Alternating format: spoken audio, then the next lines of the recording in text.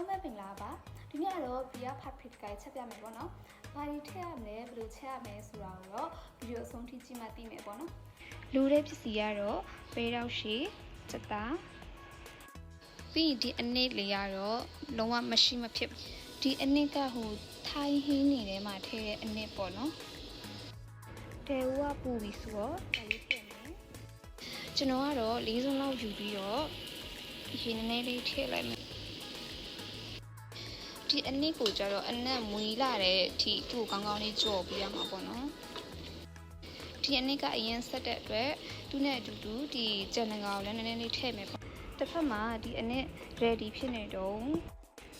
တစ်ဖက်မှာကျတော့ဒီရေကိုတည်ထားပါတော့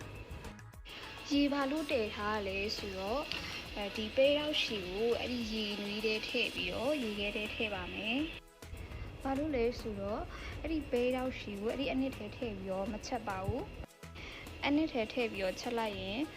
အယောင်လဲပြောင်းသွားတယ်ပြီးအရင်ကျက်သွားမှာဆိုလို့ရေရလည်းပူနေပြီဆိုတော့သူ့ကိုထည့်လိုက်ပါမယ်ရေနွေးတဲ့ခဏလေးပဲထားရပါမယ်ပြီးရေခဲတဲ့ထဲမှာပါအယောင်မပြောင်းသွားအောင်လို့ပေါ့နော်သူကစိမ့်စိမ့်လေးဖြစ်အောင်လို့ရေခဲကြီးတွေထည့်ပါမယ်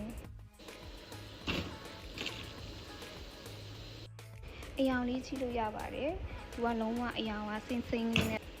အနည်းလေးကလည်းအယောင်ပြောင်းပြီးတော့လုံးဝစားချင်စရာလေးဖြစ်သွားပြီပေါ့နော်လ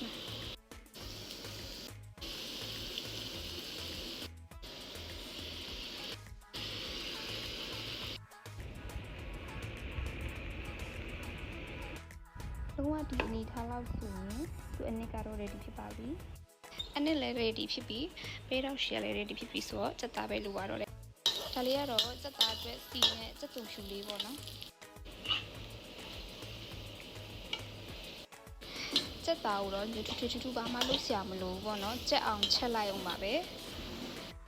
စက်သားကလည်း ready ဖြစ်ပြီးဆိုတော့ခဏအနည်းထဲကိုထဲလိုက်အောင်ပါပဲရှင်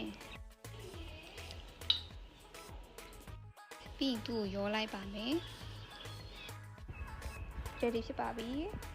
အဲ့ဟာတာအတွက်ကျတော့ခုနငမြာရီတို့ QC တို့ထည့်ထားတဲ့အတွက်ကြောင့်မထည့်စရာမလိုပါဘူးရှင်ရပြီဆိုတော့ထမင်းပူပူလေးနဲ့ထည့်ပြီးတော့စားလိုက်ရုံပါပဲ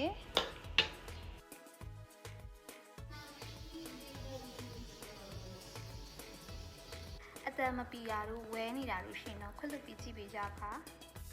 နောက်ထပ်ချက်ပြုတ်နည်းလေးတွေလေစီယာနီကအစ်စ်လေးတွေကိုဗီဒီယိုနဲ့တူပါ share လုပ်ပေးပါမယ်အဲကြောင့်ပီယာ YouTube channel လေးကို subscribe လုပ်ပေးကြပါ